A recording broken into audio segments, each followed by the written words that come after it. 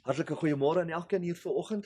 Ons is hier by ons kampterrein op die plaas Horison, hier waar ons gemeente ook gebou is. Ek wil vanoggend met julle gou-gou een vers deel. Spreuke hoofstuk 1 vers 7. Die vrees van die Here is die beginsel van kennis. Sotte verag wysheid en tug. Hy kom in hierdie gedeelte en die eerste ding wat hy noem is die vrees van die Here. Dis een van die grootste goed wat in my en jou lewe kan gebeur. In ons geestelike lewe kan gebeur. Dit is intens positief. Dit is die siel van godsaligheid. Jy sien, die vrees van die Here beteken nie ek moet nou weghardloop of ek moet wegkruip of ek kan nie in sy teenwoordigheid kom nie. Nee. Die vrees van die Here is waar jy in ontzag van God staan. Jy neem God ernstig op. Daar is 'n verwondering van God. Jy het hierdie aanbiddende hart. Jy het hom erken wie hy werklik is. Om hom op die regte plek te plaas. Dit is om met die hart van deernis, vriendelikheid, nederigheid, sagmoedigheid te hê. En dit bring vir my en jou dan hierdie toewyding en onderdanigheid en gehoorsaamheid en liefde en selfbeheersing. Dit is om te sê ek vrees God so baie, 2 Korintiërs hoofstuk 6 vers 1, dat ek God se genade nie wil misbruik nie. Ek wil nie God mishaag nie. Die teenoorgestelde daarvan, die teenoorgestelde van die vrees van die Here, is hierdie arrogansie teen God se woord. Dit is waar mense sê, he's only the man upstairs, of die ou baas daarbo, of die oom daarbo, of hulle noem hom, hy's ons pappie. Maar as ons kyk na Filippense hoofstuk 2 vers 12,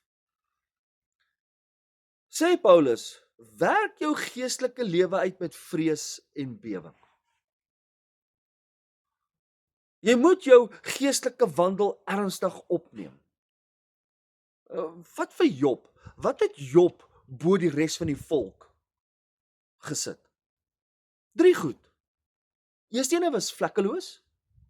Tweede ene was opreg. En die derde ding, hy het God gevrees. So waar begin die natuur? By die vrees van God.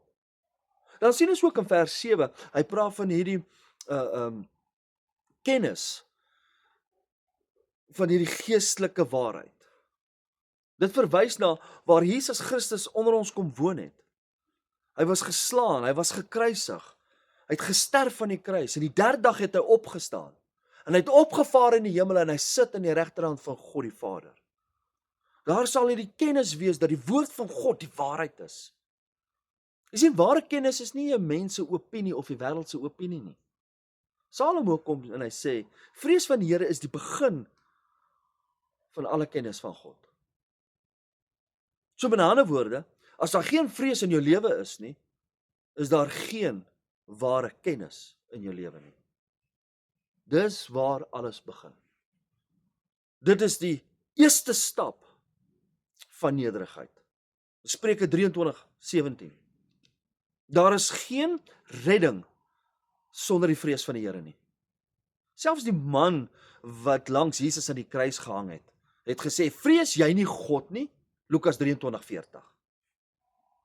En dan kom apostel Petrus, en hy vat hierdie punt van die spies, en hy sê, geestelike lewe is om God te vrees en om almal lief te hê. 1 Petrus 2 vers 17. Jy gaan nie eers 'n persoon kan lief hê, of jou naaste kan lief hê, sonder die vrees van God nie.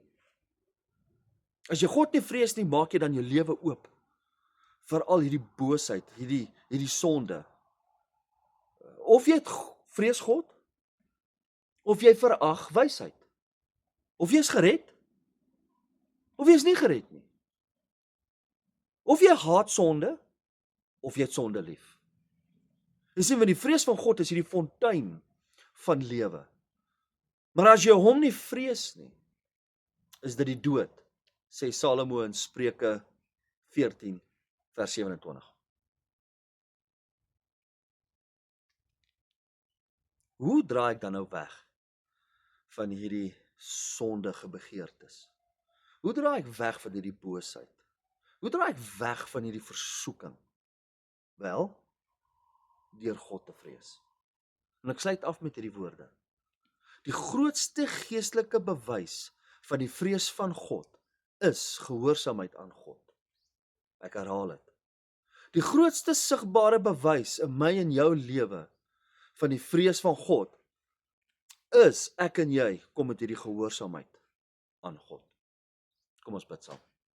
Hemelse Vader, Here, ons wil kom met hierdie awe, hierdie vrees, Here, waar ons dan kom met hierdie gehoorsaamheid aan die woord, hierdie toewyding aan U. En Here, dat ons dag vir dag, stap vir stap, elke dag al hoe meer groei in die vrees van God. En ons eer die heilige naam. Amen.